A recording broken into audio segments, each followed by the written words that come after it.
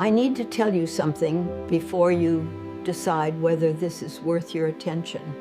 I am 78 years old, and I was married for 6 decades of my life. Somewhere during those years, while building a business worth $300 million, I made mistakes in my marriage that carried a different, more profound kind of cost. Looking back now from this distance, with the clarity that only time provides, understand that professional success created an illusion of competence in personal matters. The first error in my marital accounting was keeping score of contributions and sacrifices. In business, I kept careful records of effort, results, and what I thought I was owed. Without noticing, I brought that cold way of thinking into my marriage. I kept a private balance sheet of everything I brought to our partnership. The company I built, the employees I managed, the financial security I provided, and on the domestic side, the meals prepared, the children raised, the invisible labor. 2 parallel accounting systems, one celebrated publicly and one nursed privately as resentment. When he expressed fatigue after his workday, I weaponized my own exhaustion. I compared his tiredness to my long days and used it to feel justified. Every need he had felt like another mark against him in my mind. That bitterness grew quietly over time, piling up until neither of us knew how heavy it was. Only now do I see how obvious it all was, once life finally slowed me down. Love never follows the rules of money, no matter how hard I tried to force it. Real partnership lives in uneven seasons, when one gives more because the other cannot. When my business almost collapsed years ago, he carried everything for our family. He carried the children, the house, and the fear without ever keeping score. Years later, when illness weakened him, I finally did the same. But we wasted decades before that, poisoning love with constant scorekeeping. Years later, our daughter broke that illusion with one quiet, painful question. She asked why our successful marriage felt cold, formal, and transactional. Her words hung in the air because they were painfully true. She named the quiet sadness I had been living with for many years. I had turned closeness into a task, something to track instead of something to feel. Another mistake was believing success could make up for being emotionally absent. As the company grew across countries, my presence at home slowly disappeared. I was building financial safety while quietly tearing apart emotional safety. I confused providing money with actually being there. I gave comfort and things, but withheld attention and care. Time kept moving forward, unmoved by my titles or achievements. My children grew up in moments I mostly saw later in pictures. Our marriage aged through schedules instead of shared memories. No amount of money can ever buy back the time I lost with them. We slowly became 2 people sharing a life without truly sharing ourselves. Most conversations became about logistics, not feelings. The business became my pride and my excuse. I learned too late that love starves on achievement alone. It needs daily attention, patience, and real presence. I learned you can have a lot of money and still feel painfully empty inside. Another failure was trying to fix love the way I fixed business problems. At work, differences were obstacles meant to be corrected. I brought that same thinking into our marriage, and it caused damage.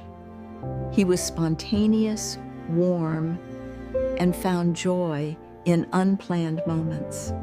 I felt safe only when everything was planned and controlled.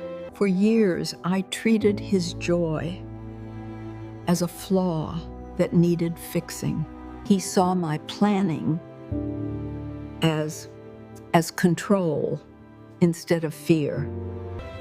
We turned each other into projects instead of partners. I learned you can have a lot of money and still feel painfully empty inside, as if simply being ourselves was a failure. Things only began to change when I stopped trying to fix him. I finally saw his spontaneity as the way he felt alive, and my planning as how I tried to keep us safe. Our differences stopped being threats and became balance. I built structure so life would not fall apart. He filled that structure with warmth and surprise.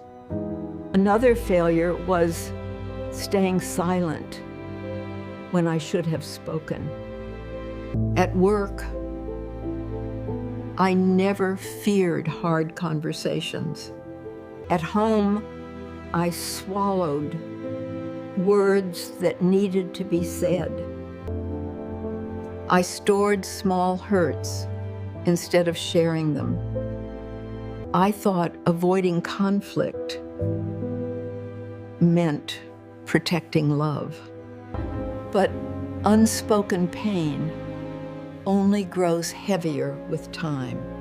One small mistake set off a much bigger release. Years of unspoken hurt came pouring out all at once. He could not understand why something small caused so much pain. It was never about the moment itself. It was about feeling unseen and unimportant for far too long. If I had spoken earlier, we could have healed sooner. I could have said, when his distance made me feel invisible, those wounds might not have spread so deeply. Instead, they exploded during moments that seemed small. We learned far too late how to speak honestly without hurting each other. It was frightening, but far better than silence. Once the business was stable, we stopped paying attention. We stopped choosing each other on purpose.